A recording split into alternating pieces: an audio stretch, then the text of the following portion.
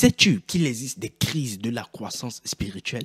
Une fois que tu as donné ta vie à Christ, il y a certaines crises auxquelles tu seras confronté qui permettra à Dieu de juger véritablement si tu l'aimes ou pas. Alors, dans cette vidéo, je te partagerai quelles sont les crises dont Dieu lui-même est la source. Des crises auxquelles tu seras confronté une fois que tu as donné ta vie à Jésus. Donc, c'est Dieu lui-même qui met ces crises en place. Je crois que cette vidéo t'édifiera. Alors, abonne-toi à cette chaîne si ce n'est pas encore fait et allons tout de suite, parlons de ce sujet très intéressant. Salut à toi, si c'est la toute première fois que tu me découvres, je suis Jean-Marie Rouidon. Sur cette chaîne, on parle de la vie chrétienne et je partage avec toi tout ce qui peut te permettre de grandir dans ta relation personnelle avec Dieu. Si ce contenu t'intéresse, abonne-toi surtout et partage cette vidéo à quelqu'un. N'oublie pas d'activer la cloche de notification afin de ne rien oublier. Dans ma précédente vidéo, je parlais des crises de croissance spirituelle.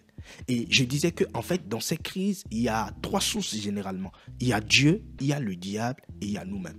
Généralement, une fois qu'on donne sa vie à Christ, on s'étonne que beaucoup de jeunes, après avoir expérimenté une conversion, rétrogradent ou parfois retournent même dans le monde ou abandonnent la foi chrétienne. Mais on ne se pose généralement pas la question de savoir quelle est la source. Et je sens vraiment dans mon cœur que nous sommes en train d'entrer dans une saison où beaucoup de jeunes verront leur foi être secouée et bousculée. Il y a des choses qui sont en train de se passer même dans le monde spirituel pour secouer la foi de beaucoup de personnes. De la même manière que le réveil est en train de se passer, l'évangile est en train d'être prêché et beaucoup d'âmes en train de venir à Christ. C'est de la même manière que beaucoup de systèmes sont en train d'être mis en place pour secouer la foi de beaucoup de jeunes afin qu'ils puissent retourner dans le monde. Et justement, le but de cette vidéo, c'est d'expliquer ces choses. Comment ça marche, comment ça fonctionne. Quelles sont les différentes crises auxquelles on peut être confronté lorsqu'on s'est engagé dans une marche personnelle avec Dieu. Et comme je le disais, il peut y avoir trois sources. Dieu, le diable et nous-mêmes. Alors, dans cette première plus ou moins petite série, je parle des crises dont Dieu est la source. Dans ma précédente vidéo, j'ai donné la première crise auquel on peut être confronté lorsqu'on a donné sa vie à Christ, qui est la crise de la vérité. Le fait d'être exposé à des vérités dues de la parole de Dieu. Des vérités qui ébranlent les fondations sur lesquelles nous avions bâti notre vie. Et parfois, c'est des types de crises qui sont très dures à accepter. Jésus-Christ, une fois qu'il a parlé dans le livre de Jean chapitre 6 avec ses disciples, les disciples pouvaient lui dire cette parole est tellement dure à entendre. Cette parole est tellement dure, qui peut l'entendre? Dans Jean chapitre 6, le verset 60, cette parole est tellement dure qu'il peut l'entendre parce qu'il peut avoir des crises de la vérité. Ça, c'est le premier type de crise. J'en ai développé longuement dans ma précédente vidéo. Le deuxième type, la deuxième crise auquel on peut être exposé lorsqu'on a donné sa vie à Christ, c'est la crise des... je l'ai noté. Alors, la crise des décisions difficiles. J'avais pris l'exemple du jeune homme riche qui était venu voir Jésus. Et Jésus lui a dit, en fait, si tu veux être parfait, vends tout ce que tu possèdes, partage les biens aux pauvres et viens sur moi. C'était une décision difficile. Et quand on vient de donner sa vie à Christ, parfois, Dieu lui-même peut nous confronter à des décisions difficiles. Et je disais, le but pour lequel Dieu nous confronte à des décisions difficiles, c'est déjà de filtrer, même dans l'église, qui sont ceux qui sont capables de le suivre et de voir jusqu'à quel point on peut l'aimer. Alors, continue également sur ce point. Dans cette vidéo, je te partagerai également quels sont les autres types de crises dont Dieu est la source auxquelles on peut être confronté. Et la troisième type de crise auquel on peut être confronté lorsqu'on a donné sa vie à Jésus, c'est la crise des réprimandes. On en parle souvent très peu, mais beaucoup de jeunes dans les églises sont frustrés à cause des réprimandes. Et c'est quelque chose qui est biblique. Beaucoup de personnes se voient offusquées et cela même amène beaucoup de jeunes à retourner dans le monde, tout simplement parce qu'ils ont été frustrés du fait que quelqu'un les a réprimandés. Alors, ce que je dirais, c'est de dire non, acceptez les réprimandes.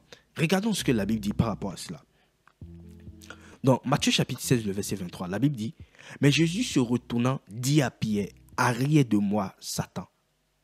Tu mets en scandale, car tes pensées ne sont pas les pensées de Dieu, mais celles des hommes. » Jésus est en train de parler là à Pierre, son disciple. La Bible dit, il appelle Pierre Satan. arrière de moi, Satan. Je me pose juste la question, parce que souvent on lit, on passe. Je me dis, Seigneur, comment Pierre s'est senti lorsque tu l'as appelé Satan? Quel peut être l'état de cœur de Pierre lorsqu'on l'a appelé Satan? Généralement, lorsqu'on ne comprend pas ces choses, lorsqu'on n'est pas enseigné sur ces choses, et qu'on est nouveau dans la foi chrétienne, et qu'on est exposé à ça, ça peut te frustrer. Imagine, ton pasteur t'appelle Satan.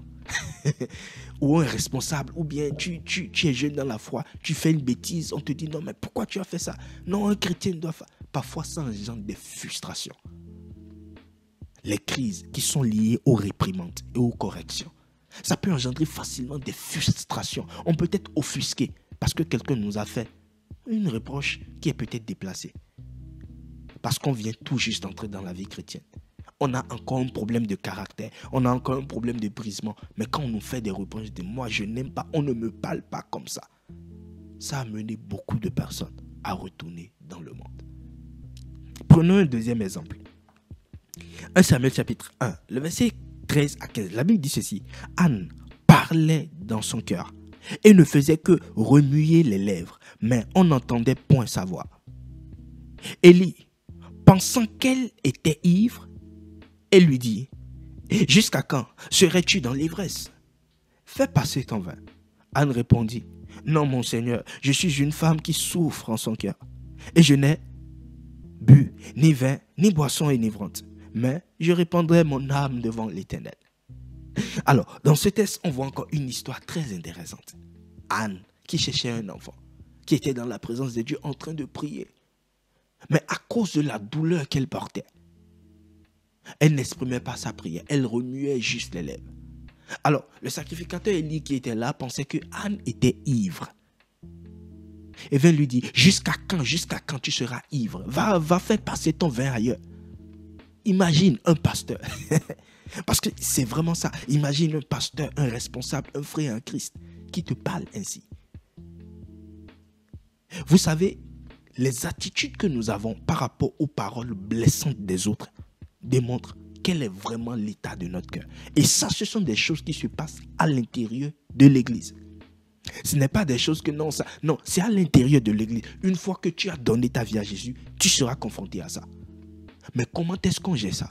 Parce que malheureusement, plusieurs personnes quittent des églises parce qu'ils ont été blessés, parce qu'on les a mal parlé, parce que les réprimandes et les corrections. Mais la réalité, c'est que c'est Dieu qui en est la source de ces corrections. Dans le cas de Pierre, c'est Jésus qui était la source. C'est Jésus lui-même qui a appelé Pierre Satan. Dans le cas de Anne, c'est Dieu qui était la source pour voir quelle est la manière dont Anne va réagir. Et justement, parce que Anne a très bien réagi, sa prière a été exaucée. Sa prière n'a pas été exaucée parce qu'elle a beaucoup prié, mais parce qu'elle a pu supporter la frustration que Élie lui avait donnée. Parce que c'est après cela que Élie a dit, à cause de ça, l'année prochaine, même période, tu auras un enfant. Anne n'a pas été exaucée parce qu'elle a tellement prié. Non, elle a été exaucée parce qu'elle a supporté la frustration émanant de la parole blessante de Élie.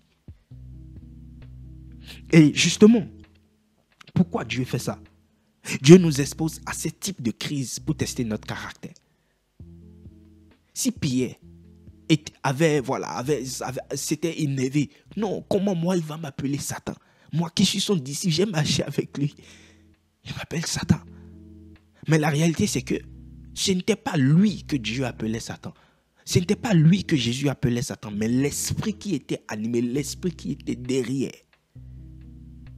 Et parfois, on prend la parole que les gens nous disent dans l'église et on prend ça à cœur. Mais la réalité, c'est que ce n'est pas nous.